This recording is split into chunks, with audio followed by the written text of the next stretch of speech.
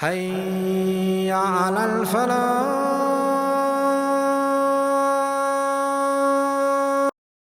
My brothers and sisters, these are just some of the benefits of this beautiful patience. Do you know that in order for us to earn paradise, we need two important qualities? The first quality is taqwallahi.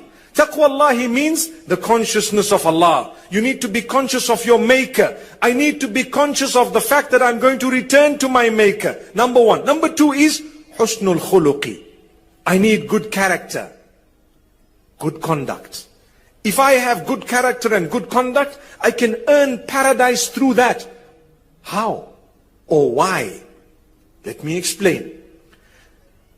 Taqwa or consciousness is connected to your link with your maker. And character and conduct is connected to your link with the creatures of the same maker who made you. So Allah made me, right? And Allah made all of you, and Allah made the animals, and Allah made everything else. My relationship with Allah needs to be correct, and my relationship with the rest of the creatures of the same Allah who made me needs to be correct, because I need to acknowledge that the same. So there's definitely some rights that need to be fulfilled between us. It's amazing. This is why, my brothers and sisters, it's important for us to bear patience when it comes to the development of your character. When the Prophet ﷺ told a young lad who asked him for advice, La taghdab. That means don't get angry. He says, okay, give me more advice. He says, La taghdab. Don't get angry. He says, okay, give me more advice. He says, La taghdab. Don't get angry. I mean, imagine if you were to ask me, or I were to ask you a question, give me advice, and you just told me one word, once, twice, thrice. I think we would get irked or irritated. Perhaps. When it comes to Rasulullah sallallahu alaihi wasallam, it only showed the importance of controlling your anger. Control it. Many of us in the home, we tend to explode. Explode, literally. Why? Because they are vulnerable. You know, when you go to work, how many hours are you at work for? A few hours in the day. It's easy to put up a show, to pretend whom you are not. But the Prophet ﷺ says, خَيْرُكُمْ خَيْرُكُمْ لِأَهْلِهِ. The best from amongst you are those who are best to their ahl. Ahl here includes primarily your spouse. And thereafter your family members. Why? The reason is, they see you 24/7. They see you in a condition. If your wife or your husband or your children or your parents can bear witness, those who live with you can bear witness that you are a lovely human being, then you are indeed a lovely human being. Because they know you, as we would say, inside out. They know everything about you. This is why, my brothers and sisters, will you make an effort to develop the beautiful characters and conducts that need to be developed within the home? Will you improve the way you speak to your spouse, your children? Will you develop your relationship with others, those who are Muslim, those who are not Muslim?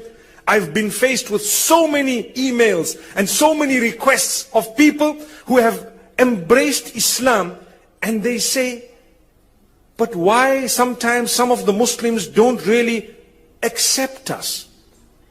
What do we offer a person who declares Shahada? When someone declares their Shahada, they enter the fold of Islam, they revert to Islam. We say Takbir, don't we? And then everyone says Allahu Akbar. And that's all. After that you go away. The same brother, mashallah, he's purer than you because he accepted Islam. Now he wants to marry within your family. What do you say? No, not at all. What does he know?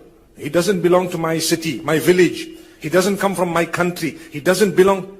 But hang on, is that what Islam taught? Are you not ashamed of yourself? Subhanallah. The day he declared his Shahada, you were the one who said Takbir so loudly. You should have just said, my brother, I love you. I declare that I love you. Really, we are equal. Subhanallah. You didn't need to scream and yell like a hypocrite when you did not have the feeling in your heart. Bilal ibn Rabah radiallahu anhu and his brother, there is a story mentioned about their marriage, how they were from Africa, but they were married, subhanallah, within the companions of Rasulullah sallallahu alayhi wasallam, because of their value, because of the fact that they were believers. The Prophet, peace be upon him, speaks about character and link with the Maker. If those two are in order with an individual, let them get married, subhanallah. I know I diverted a little bit to mention this because it requires a lot of restraint, and it requires discipline, and it requires a link with Allah, and it requires lots of knowledge to be able to embrace one another, to be able to save yourself from racism. Many of us think that we are not racist, but when the test comes to us, we fail it dismally. May Allah subhanahu wa ta'ala safeguard us. May that not happen to us. My brothers and sisters, you know, we have difficulties amongst ourselves sometimes. You have a problem, you have an issue, someone did something bad to you, maybe your husband, maybe your wife, your children, maybe someone you worked with, maybe someone on the street. I promise you, as a Muslim, you need to consider forgiving them. Why?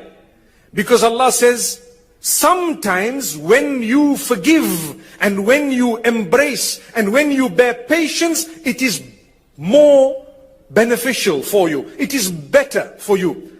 وَلَمَنْ صَبَرَ وَغَفَرَ إِنَّ ذَلِكَ لَمِنْ عَزْمِ الْأُمُورِ. Those who bear patience and forgive, indeed that is the best of affairs. The best thing you could do. It's difficult. It's not easy. Someone might say, they're doing bad to me so much. They're doing bad to me so much. How can I keep forgiving them? You have a point. But consider this. If you forgive, there is a greater chance that Allah will forgive you. And if you are patient, there is a greater chance Allah will be patient with you. Amazing. And sometimes if you don't forgive, the price you shall pay might just be far greater than if you were patient for a while. I give you one example. There was a sister who contacted me some time back. She has 3 children. Her husband unfortunately had an affair with someone. And she told me that I need your help, but please don't tell me to be patient. Okay, you need my help, but please don't tell me to be patient. So I told her, my sister, what did he do? He did this, he did that. Wallahi, no justification. That was bad, it was unacceptable, it was terrible, it was really wrong, it was major. Has his life changed? Has he admitted? Yes, he's admitted. Has he said, I'm sorry? Yes, he has. Has his life changed in any way? Yes, it has. But I can't forgive him. Okay, no problem.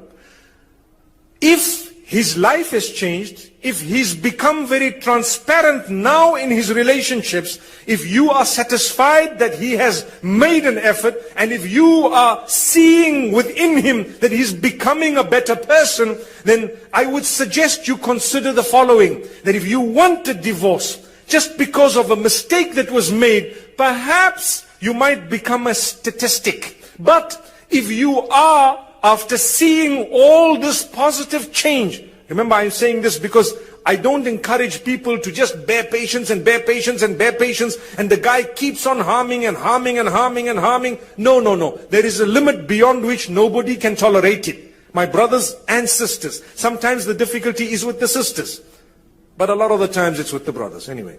So, what would happen is, I told her, perhaps if a divorce happens, you may be a statistic whereby he will get married again, he's a happy man and he's excited, and perhaps someone much younger, and you know there is no shortage, etc., etc. And I said, what will happen to you? You will have gone away. Now you're going to struggle because you're going to fight for maintenance. You're going to fight for something else.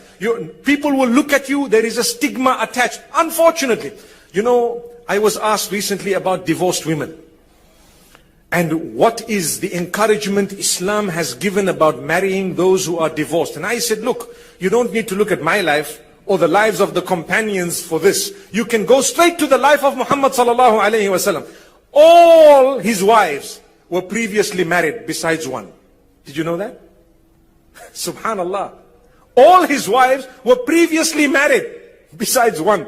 Aisha radiallahu anha. The rest of them were previously married. So there is a very high status. There is nothing wrong. If a person's been through a divorce, they are still as pure. The most pure of all chose that type or those types of women. Subhanallah, widows and divorcees. So my brothers, let's not have a misunderstanding to say someone who's divorced is actually someone who is cheap, or they're low, or they have lost their value. No way. Sometimes they will add value that you would never have imagined. Go back to Rasulullah sallallahu alayhi wasallam. Take a look at how he used to miss Khadija bint Khuwaylid radiyallahu anha beyond her death. Such that there is a hadith that makes mention of the fact that he used to keep a good relationship by giving some gifts to some of her friends later on. Amazing. Who are these people? These are the friends of Khadija. And he used to send to them something sometimes. He used to remember them sometimes. So, going back to what I was saying, I told the sister, look my sister, if you bear patience and you try to increase your link with Allah, sabr and salah, you need to make sure that you develop your link with Allah. That will occupy you. It will keep you in the right track. And bear patience. Look at the man. Remember Allah. Thank Allah subhanahu wa ta'ala. You will find within no time things will improve.